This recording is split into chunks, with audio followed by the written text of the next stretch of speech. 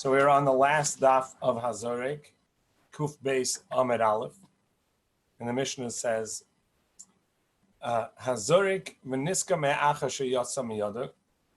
If somebody throws something and he remembers it's Shabbos after he has thrown it.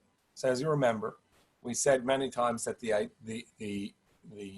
three parts of carrying on Shabbos are picking something up, transferring it across the line, or throwing it across the line, or across Daled Amos, and then being put down or putting it down. So when you throw it, it'll land. If in the midst of that action, when you started the action, you forgot it was prohibited on Shabbos, or if you got today was Shabbos, and in the midst of the action, you remembered it was Shabbos, or you remembered that it's prohibited to carry, and then it landed. So you only have half the action done in the within the lapse. Are you obligated in chatas or not? So Hazorek meniska me'acha sheyatzin miyada. You remember after he left his hand. Now, for the next line in the Mishnah, the Gemara is going to first assume that it's a continuation of the same scenario.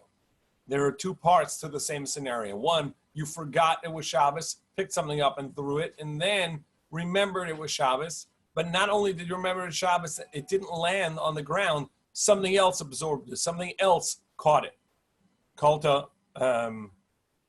acher. Somebody else caught it. Kolta kelef. A dog caught it. A shenisrafa, or a burnt up. In a fire. Putter, it's going to be exempt. So at this point, the Gemara is going to assume this is a part of the first scenario. The Gemara is going to ask, what I need both aspects to it? Shouldn't it be enough that you just remembered in the middle that it was Shabbos, and by remembering it was Shabbos, you've already you're not obligated in the chatas on account of that on account of that you didn't do the entire action during the lapse during the ha'alam. I got to answer this question. Helium balloon. Yeah. So you don't even expect it to land.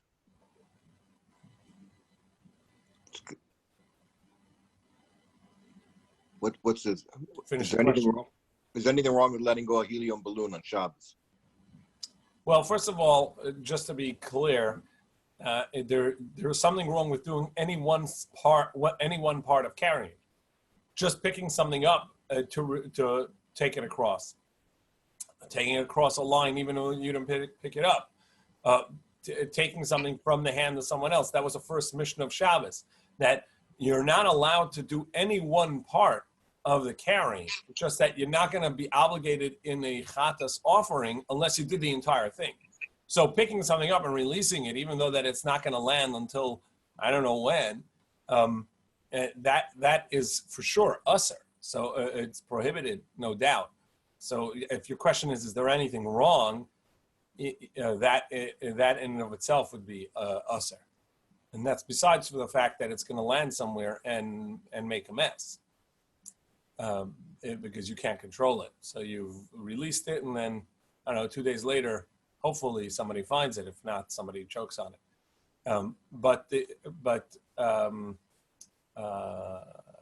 As far as Shabbos goes, for sure it's prohibited.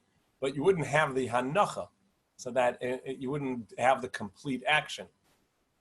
So I don't think that would be a chatas. You wouldn't have to bring a chatas for that. In any case, so the Gemara's scenario at first, we're going to take it as one. Throw something in the midst of it going. He says, "Oh my goodness, it's Shabbos. Oh, I forgot, but it's prohibited to do this." And then somebody else catches it. And the Gemara at one point is going to try and see whether they can be two separate cases. Zarak lasis chabur. Another scenario in the Mishnah is somebody threw something with the intent of, let's say it's a rock, and they intend to injure someone with it. Bein ba'adam, bein ba'behema, whether it's a human that they're trying to injure or an animal. V'niskar ad shalei nas chabura, but they remember that it's Shabbos. Hurting that person was not bothersome to them as much as Shabbos, and so oh, it's Shabbos, I wouldn't have done it today. Potter, they're going to be exempt from the Shabbos part. Zakla. Kol chayav echatois ein chayav anachet etchilosa v'sefer nishkaga. And then it says a rule. The Gemara is going to say, what is this rule teaching? Right? So zaklal, this is the rule. Kol chayav echatois. Anything that would obligate you in a chatas offering. Ein chayavin achet etchilosa v'sefer nishkaga. It has to be from the beginning and the end. The start of the action and the end of it happening has to happen within the lapse. However, if you started off with by mistake and completed when you know about it, or vice versa, you're going to be exempt. It has to be the beginning and the end is going to be a shagaga within the lapse. So Gemara first addresses the first case where seemingly it's one case, and he, in the midst of throwing it, in the middle of it traveling, after he threw it, he remembers it's Shabbos, or remember it's prohibited on Shabbos, and in addition to that, somebody else caught it. So Gemara says, Hanacha chayiv. What I can assume from there is, but if it had landed, I'd be chayiv. Why? But he remembered it was Shabbos, and so it wasn't bishgaga, it wasn't done all within the lapse of knowledge. But the Mishnah ends with the concept that you're not obligated unless from the start to the end it's done within the lapse of understanding or lapse of knowledge. Amar of Kahana, Seifa asal l'lachta l'matna. It's think of a yo-yo. It's basically a part of a strap that's used for the back of a donkey, which has two bags on it, two sacks on either side, and they would tie it that way. But it was essentially a rope that he'd hold on to one side and toss the other. So he said, the Gemara says that's not even carrying. Left the masna good to be other who it's still within his hand. He never released it. So the Gemara says you're right. So as far as carrying, it never was released. But not for the carrying it outside of your space, or rather because he's intending to injure the other person, and for the injury he should be chayiv. For chabura on Shabbos, he's causing blood on Shabbos, so that's one of the malachas, and he should be chayiv chatas for that. But he remembered midway.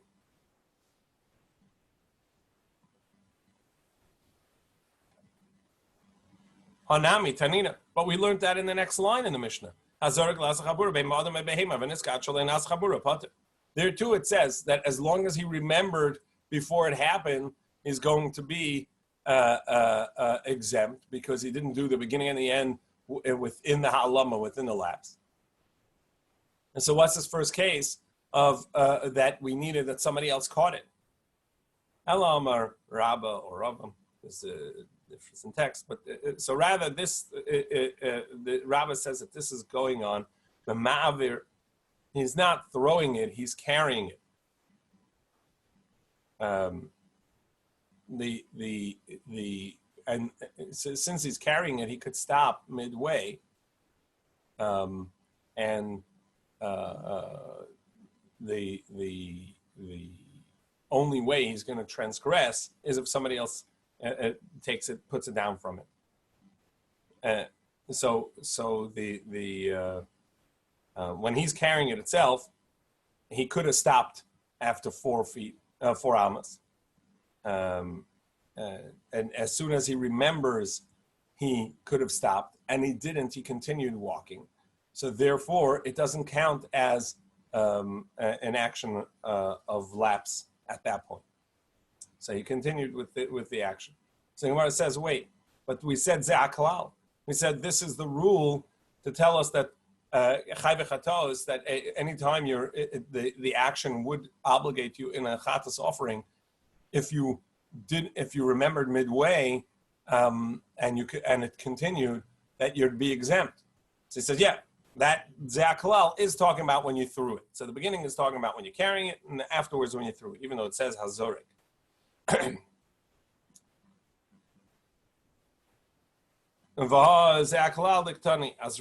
That's going on throwing.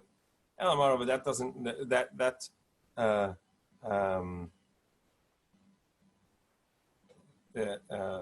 but you're just saying right now that by throwing it you wouldn't be exempt until somebody else catches it. So how can you say that you're exempt? How can you say that the Mishnah is talking about when he carries it? That's where it's going to be exempt because he can stop. But by throwing it, he'd not be exempt, and only if somebody else catches it. And yet now the Mishnah says that this is the rule. Anytime it's thrown, if the end is done if the end happens after the lapse, it's going to be exempt. So that can't be the explanation of the Mishnah. Ela Rava Tartik Tani. So rather Amarava that the Mishnah is two separate cases, and at this point the Gemara is Rava is going to tell us an explanation of the Mishnah with each phrase being separate. If somebody throws something and then he remembers after it left his hand, so the landing part really is not attributed to the same frame of mind of when he threw it, or it was all happened within a lapse, but the landing doesn't attach to him for another reason, not because he changed his frame of mind. He went from not remembering Shabbos to remembering Shabbos, but rather it can't be attributed to him on account of that somebody else caught it or something else caught it. Inami Niskar, he didn't remember, but nevertheless the landing is not attributed to him. V'kol ta'achar, because somebody else caught it. A kol kelev, or a dog caught it. A shenisfer, or a burnt. It landed in a fire and burnt up. Or didn't land. It got burnt up before it landed. Putter, in all those cases, is going to be exempt. So essentially, the first two cases of the Mishnah are two concepts of where the third part of carrying, which is the landing and putting it down, don't attribute to the first action, either on account of he remembered that it was Shabbos or remembered that it was prohibited in the midst of the action, and so the landing is not going to be a part of the lapse, and therefore not going to obligate him in a chatas, or if somebody else caught it. It didn't happen in the way he intended for it. Somebody else caught it, a dog caught it, it got burnt up. So it wasn't a completed action. However, Ravashi goes back to the first interpretation. Says, no, really the Mishnah could be all one case. But it's missing some information so that we can properly understand it. Not that the text is missing, but we need some information to understand it. And this is me. Hazorek, somebody threw something. V'niskar, and he remembered after it left his hand that it was Shabbos or it was prohibited. If at that point if at that point somebody else caught it, he's going to be exempt. But if it would land, he'd be obligated. You know why? Where he then had a lapse again. Right? So obviously this is not such a practical thing that he forgot it was Shabbos or forgot it was prohibited. And then midway, as it's moving, he remembers that it was Shabbos. He says, oh my goodness, it's Shabbos. And then he forgets again before it landed. So he landed again. So therefore, the landing also happened within a lapse, only that there was a break in the lapse that he remembered midway. But if he did not forget that it was Shabbos again, Potter is going to be exempt because you're only going to be obligated unless not from the start, but the start and the end happen in a lapse. So the practicality of Rav Ashi's case is difficult to come by, but the concept is what he's teaching, that even if you remember it midway, it's going to be chayiv in a chatas if the start, the cross of the line of the property line and the landing happened within a lapse, even though that in between you had a moment of clarity and said, "Oh, it's Shabbos and you're not allowed to do this," and nevertheless you forgot again, it'll count as beginning and end in a shogeg, and you'd be obligated in the chatas offer. Ze'aklal. So this is the rule we learned. Kol chai v'chatos. Any transgression which would obligate in a chatas offering, when done inadvertently, if you did the beginning and end within a lapse, you'd be chayav. Itmer shtei amas b'shogeg, shtei amas b'mezid, shtei amas b'shogeg. Essentially, this last case. So, in concept, you picked something up, you carried it half of the requisite amount to travel to carry in a public domain. 2 amas out of the 4 that you need. And then you remember, oh my goodness, it's Shabbos. And you continue carrying, and after a few feet, a few amas, you forget that it's Shabbos again, and then you carry another 2. So you carried a total of 4 amos in a lapse, but in between you may have carried for 5 miles, remembering it's Shabbos. But the crucial part is that you started off without remembering it was Shabbos or prohibited. And that's when you picked it up. And you carried half of the requisite amount of 4 amos. So you carried 2 amos. And then before you put it down, you again forgot and carried it 2 amos and then put it down. So you have a total of 4 amos, but in between you have all this carrying, 2 amos or more, whatever it is, you have some carrying that was done without a lapse, meaning you knew it was Shabbos. And what's crucial at this point is, as the Gemara is going to point out, that the completion of the 4 amos happened while you remembered. You just have another 2 amos later on. So Rabbi Amapater, Rabbi says he'd be exempt. And Rabbi Amachayev, and Rabbi says he'd be obligated in a chatas. So Rabbi explains. Rabbi Amapater, Rabbi says he's going to be exempt. And Afilul Rabbi Gamliel, and even according to Rabbi Gamliel, who says that if somebody writes 1 letter on Shabbos, and we know in order to be chayav chatas, you have to write 2 letters. So you write a letter and you say, "Oh my goodness, it's Shabbos. What am I doing?" And you stop. You put down the quill. You put down the ink. You stop. You only wrote 1 letter. You go away. You go for a walk. You go to shul. You come back. You have a Shabbos meal. You're sitting down. You're reading. You say, "Oh my goodness, I have to remember to do X," and you write another letter. And what am I doing? It's Shabbos. So you wrote 2 letters. In between, you remembered it was Shabbos. So even according to Rabbi Gamliel, that over there says the ein yediyah l'chatzi Shabbos shir, that the fact that you remembered does not negate the first action because it wasn't enough to obligate you in a chatas. So remembering in that scenario is not going to count because it wasn't enough of an action beforehand. So then, therefore, the 2 will combine. That's only over there. Hasam, there you're going to be obligated in a chatas because you've completed the actual measure, meaning both of the writings were done, or let me say it this way, all of the writing was done in the lapse. The first one and letter and the second letter, which are the requisite amount that you need two letters, and they were both done. All of it was done in a lapse. It was just 2 different lapses. The chika gomer shiura b'shogeg gomer because he completes it within the shogeg. Aval hacha the b'mezid learn, but over here you completed the first 4 amos, which is the beginning of carrying. You completed the 4 amos, the 6 feet or so. That happened within. You remembered it was Shabbos because you forgot it was Shabbos, carried for 2 amos, and then the next 2 amos you had already remembered it was Shabbos. It was only later that you completed another 2 amos, but that was way later. The actual carrying of out of its space, meaning out of the first 4 amos, happens while when you already remember.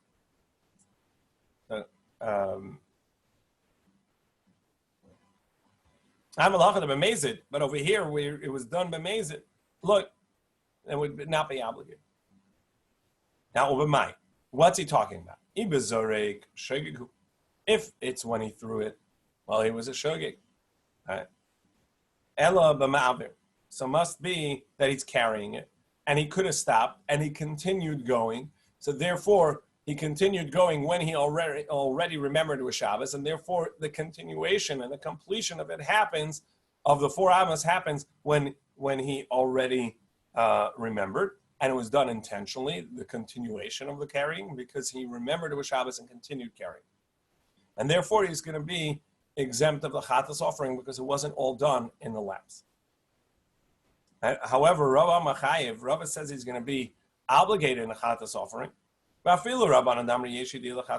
even according to the Chachamim who disagree with Rabbi Gamliel. And they say, since you wrote one letter and then you remembered it was Shabbos, and then you forgot again and you wrote another letter, and that lapse counts as a break because the lapse will make it that the first letter, even though it doesn't obligate you in a Chatas offering, but you're remembering that it was Shabbos, makes it its own lapse.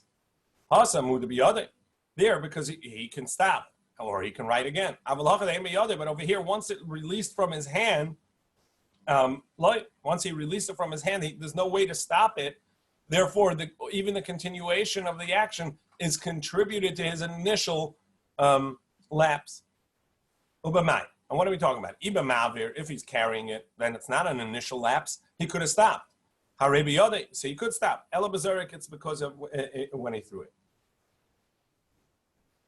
So these two cases, so what the Gemara is teaching us now is that when at first we thought it was a machlokas between Rabba and Rava, actually they're talking about two different scenarios. And essentially, if you threw it, then you're going to be obligated in a Chatas offering because the beginning happened when there was a lapse, the end happened when there was a lapse, and in between remembering doesn't matter because you couldn't pull it back anymore, because you couldn't change the fact that it was traveling. Whereas if you're carrying it, there Rabbi says you're exempt of a Chatas offering, not because it was not really a transgression, but because it was not really an inadvertent transgression. Because you could have stopped midway and you didn't, you continued. So you continued with an intentional transgression of Shabbos. There's no Chatas offering for that. Amar Rabba.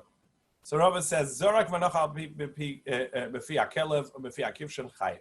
Somebody throws something and a dog catches it or it lands in a furnace, you're obligated in a Chatas offering. And Rabba says, wait, v'hanan kol ta'achar or kol ta'akelev v'shenisa for potter. But our Mishnah says, if somebody else catches it, a dog catches it, or it gets burnt up from a fire midway, you're going to be exempt. And when it says, it depends. Are you playing catch with the dog? Are you playing catch with someone? So even if they had to move to catch it, but it was intentional for you to throw it to them, and they caught it. So then you're going to be chayiv in a chatas because the completion of the action was what you intended. And that counts as landing. Not only does it count as landing in a hand, which we saw early in the Masechta, that counts as a respectable measured place, a hand, even though normally we say in order for something to land, it has to land on a dalet al dalet, on a proper space, a 4x4. Here, your hand counts like that because it is chashiv, because it's the intention and it's of significance. And the same would be for the mouth of the dog. But if you threw it with the intent for it to land, and somebody else caught it, a dog caught it, a person caught it, if it gets burnt up, it wasn't what you intended is not what happened, and therefore it's not attributed to you, and it's not a transgression or not a chatas. Amar Rav Barabaya for Nanamitanina. Rav says indeed we have a brisa, a Mishnah that concurs with this. Yesh ochel achila achas v'chayv le'dal chatos. It's possible for someone to transgress in one kezayis that he eats, one olive size that he eats. It would transgress 4 chatas offerings and 1 asham offering, meaning he'd have to bring 5 karbonos on account of the one thing he ate. What's the case? Hatame a person who is himself tummy. So he's not allowed to eat kachim, and he's going to eat kachim. But not only does he eat kachim, he eats the forbidden fats within a korban. So that's already two. One, he brings a chatas for eating kachim while he's tummy. Two, he's going to bring a chatas for eating chelev, the forbidden fats. And it's a korban, but a korban that should have been eaten yesterday. So it's leftovers from a korban, and it's prohibited as nosar, leftovers, a korban, and mekdashin. Biyom Kippurim, and it's also Yom Kippur. And since he's not allowed to eat it, because this is forbidden fats are supposed to go on the mizbeach, so it's considered a murim. A murim are kachim that no one's allowed to eat. The parts that go on the mizbeach, no one's allowed to eat it. So even if he's a kohen, he's misusing the kachim, so he has to bring an asham me'ilos asham for having misused the korban.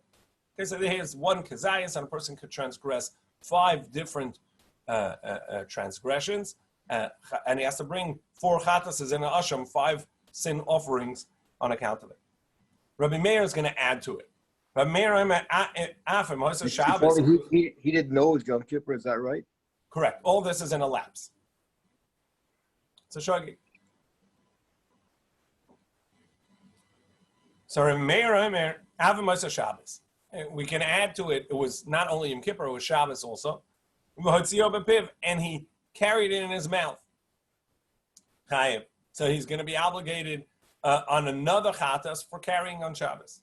So the Chachamim say, yeah, that's a different sort of transgression. That's not for the eating, that's for the carrying. We're looking for five chatas within just the eating.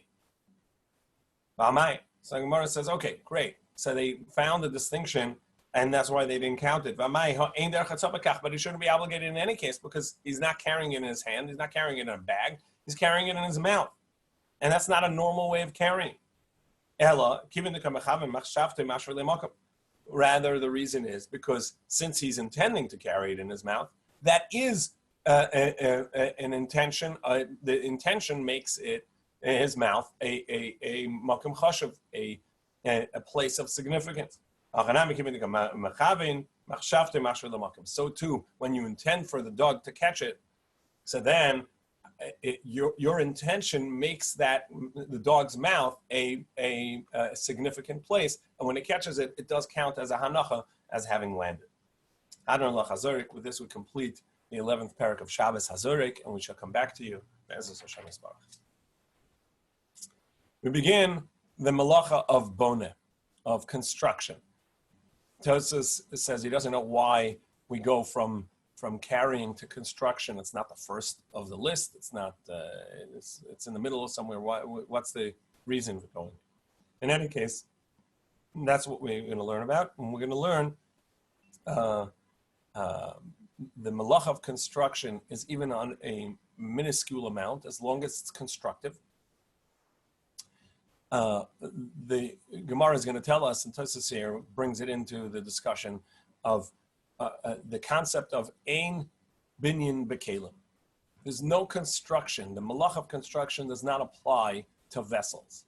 Rashi takes that to mean anything that's a vessel, that's not real property, it's not connected to the ground, it's not going to have the malach of boneh, of construction. All construction that you would be chayav for boneh must be something attached to the ground. Tues disagrees, most Rishonim, and that's the halacha, disagree and say no. Of course there's binyan mekelim, but it has to be binyan gomel. That would have to be complete construction. Minor construction is not going to count as construction for vessels. In other words, the distinction would be something like this. If you do any minor improvement on real property, that's boneh. It could even be like adding a nail so that you can hang a picture. Since it's attached to the ground, you're constructing. You added a nail to something attached to the ground, and that's an intentional, permanent construction. That's purposeful and useful.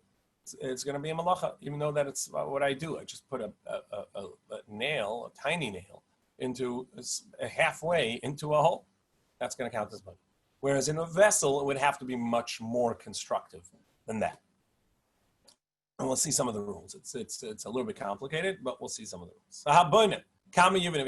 Somebody constructs. How much would it be? Would he need to construct to be chayiv? So somebody does any amount of construction.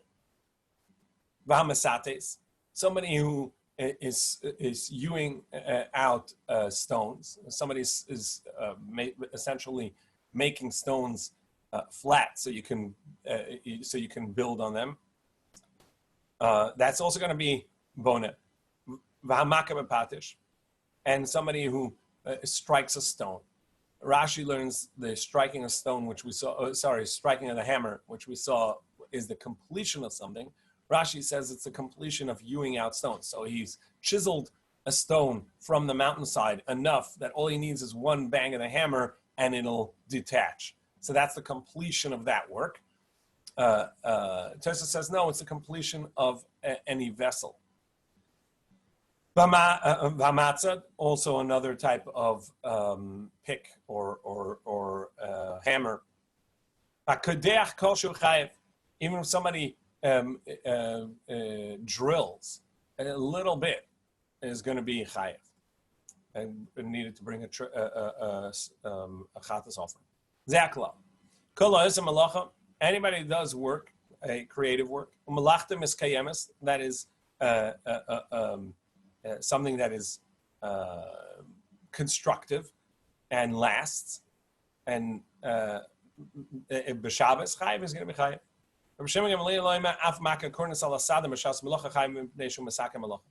Even if you're not striking a vessel, but you're striking the table, the stand that you are going to make, that you're smoothing that out, as the Gemara is going to explain, in order so that when you bang the metal on it, so you're a metalsmith and you need to make a sword, so you need to flatten that metal so that when you bang on your platform, so that when you bang on the metal, it'll come out smooth.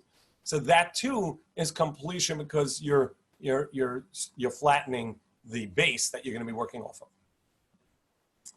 Kol shulamai chazi. So Gemara says, in what way can construction of a minute thing be of any significance? So Gemara is going to give various examples. Because a poor man will dig a really small hole in the ground so he can hide his few pennies. The Chavasa, similarly, Gabi Mishkan, because the people that were, where do you have that in the Mishkan?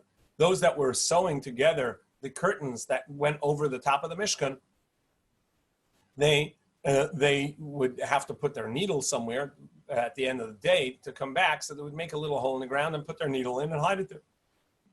Abaya says, Kivan the Mishtaki le'avdiach. No, they're going to lose it, so they would not do that. So that's not a normal thing. Person is going to make a small stand for a fire. Enough to put a small pot, because there's a poor man, it doesn't have a big pot, doesn't have a lot of food, and it can't afford a big fire. So just a little tripod for his pot. Where was that in the Mishkan as well? People that were making the dyes in order to dye the material. Let's buy areas to dye the wool for the curtains. And is at the end almost done and needs a little more. So they would make a small pot, a small fire, a small vessel for just a little bit of dye that they need. They'd make a small tripod for a small fire. No, that's poverty in the place of wealth. You don't serve Hashem with I need a little bit more, so I'm going to make 2 ounces of dye. That's not the way you serve Hashem in a mikdash, in the place of wealth, the place of grandeur and service of Hashem. You don't have poverty of making a little bit. So they would never do that. They would make a full pot of dye.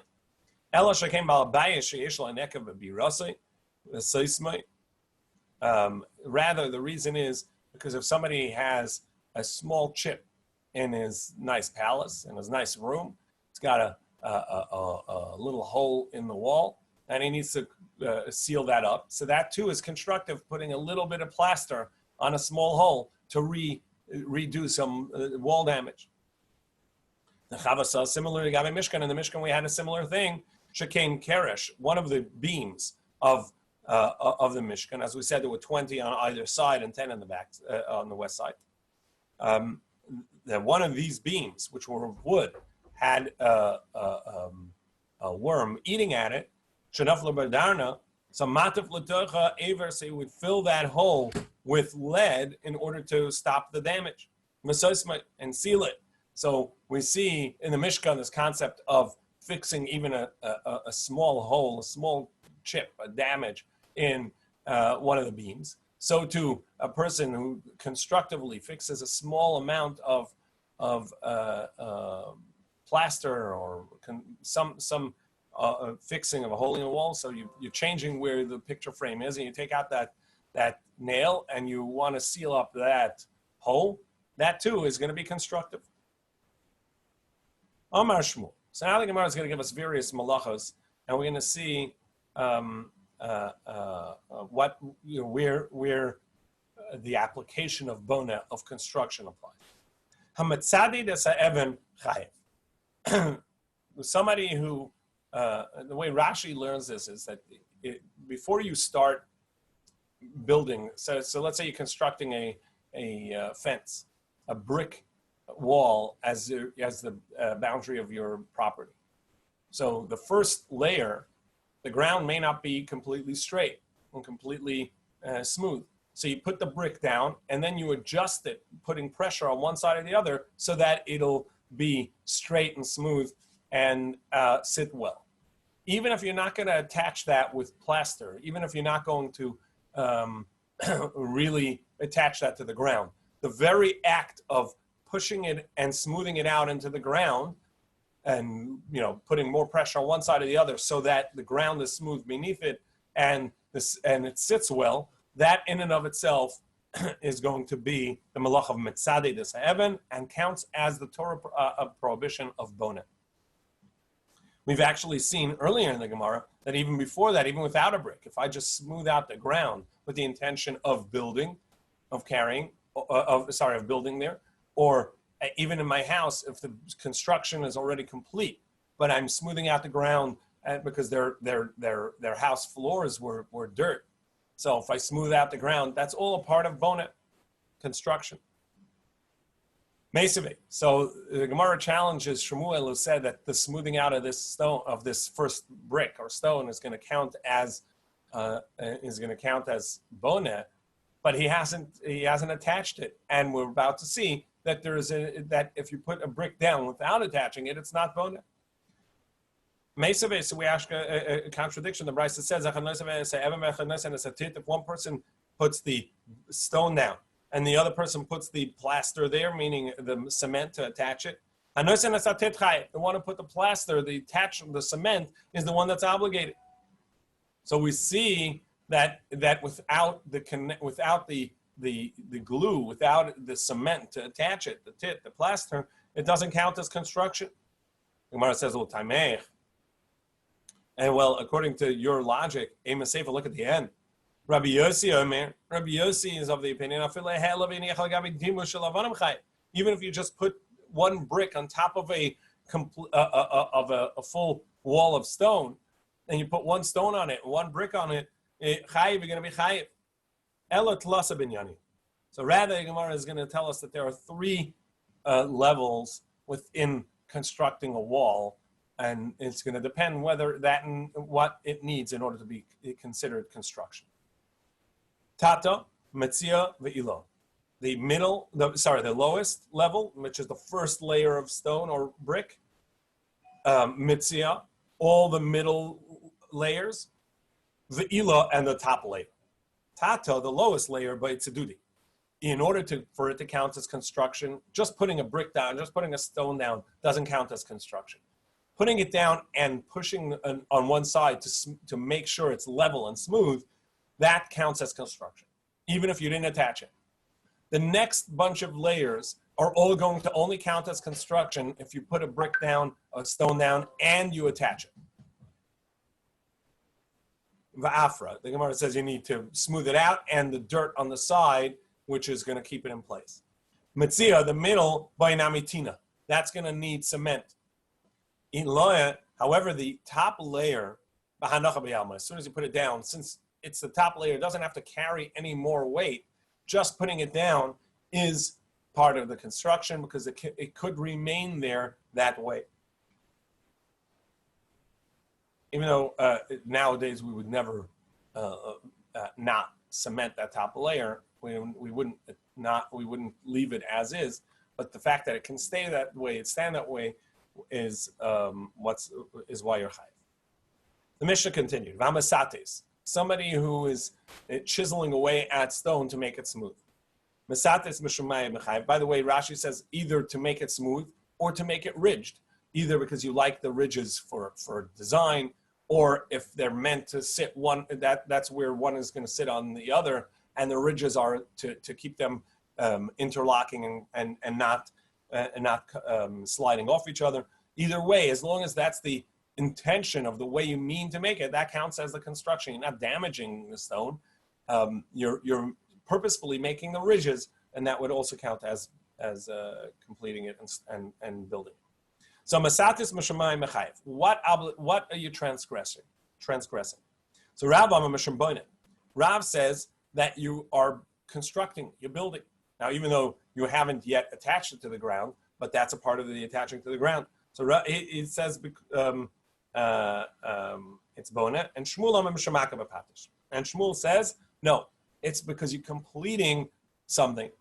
Maka b'patish. That's the completion of this item, is smoothing it out or making those ridges.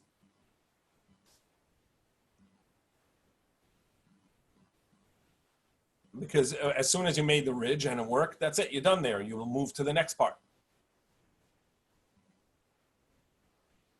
What about another case? Ayil shufta b'kofina, putting a peg in in between the handle and the shovel. So you have a blade, the spade of your shovel, and you have the handle, and the attachment has a hole in it between it, and you put a screw through or a peg through. So what malach is that? Shuvta b'kafina demara. So Rav Amar Mushambone. Rav says construction. You've constructed this vessel. Shmuel Amar Makav Patish. And Shmuel says that it's going to be Makav Patish, completing a vessel. Utzricha. And I need both of these cases. The Iyashmi in a Kamaisa, if we had only said the first case, sorry, I skipped a part of the Gemara. There are three cases here. First one was smoothing out the stone. Second case, Osen Nekev Balul Shel Tarnagon. Somebody has a chicken coop and it needs a vent. So he makes a hole in the roof to make a vent. So Rav Amar Mishambana, Rav says that's construction. Shmuel Amar Makav Patish, Shmuel says it's completion. And then the putting in the shovel. So the Gemara says we need the three cases. It's Richa. Iyashmina Kamaisef, we had said the first case. Rav says it counts as construction because that's the way you construct. You make the bricks, you make the stones. But when you're making a hole in the ceiling, the roof of a pan of a chicken coop, there you're actually you're deconstructing, right? You're making a hole that maybe that's not bonet. You're not constructing. So maybe he would agree to Shmuel. Maybe he agrees to Shmuel that that's Makav Patish, completion and not construction. And if we had said it only by making the hole in the chicken coop, at least it looks like you're constructing because you're making a hole in a building. a coop. The avde la avira, because you're making it as a vent for the air to come out and go in. Aval shufta b'kufina the mara, but putting a screw in the handle and spade. That's not the way you construct. Maybe he agrees to Shmuel because it's a vessel and it's not going to count as it's not going to count as construction. Rather, it's going to be completing a vessel. That's why we need him to say that all three count as completion, construction, not completion of vessel. And